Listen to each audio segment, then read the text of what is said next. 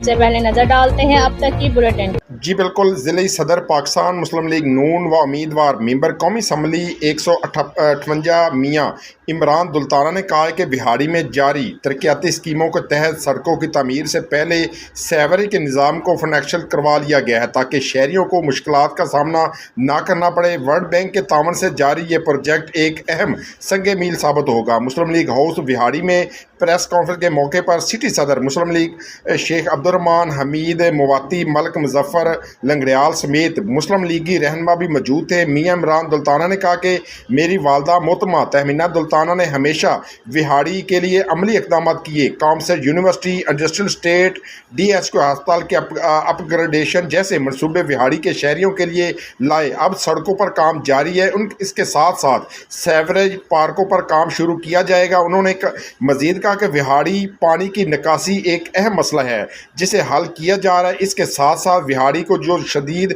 मुश्किल का सामना है वो पानी की कमी। 10 साल कबल स्कॉटलैंड से आने वाले मैट ब्राउन ने तशवीश का इजहार करते हुए कहा था कि अगर ऐसा ही रहा तो अगले 40 साल बाद बिहाड़ी रेगिस्तान में तब्दील हो जाएगा। ये तशवीशनाक सूरत हाल का हमें अभी भी सामना है जिसके लिए हमें अनफरादी और इज्तिमाई कोशिशें करना होगी, पानी को बचाना होगा। इस मौके पर उन्होंने बिहाड़ी में अमन व अमान की सूरत हाल को बेहतर बनाने में बिहाड़ी पुलिस और DPO ईसा खां सकेरा ज़िला इंतज़ामिया की जानिब से सैलाब की सूरत हाल में बेहतरीन हिकमत अमली इंतजाम करने पर डिप्टी कमिश्नर बिहाड़ी सैयद आसिफ हुसैन शाह को खराज तहसीन पेश किया। जबकि उन्होंने आए रोज़ होने वाले हादसा की रोकथाम के लिए मोटरसाइकिल सवारों के लिए हेलमेट की पाबंदी को लाजमी करार देने के इक़दाम पर जोर दिया ताकि इंसानी जानों को बचाया जा सके।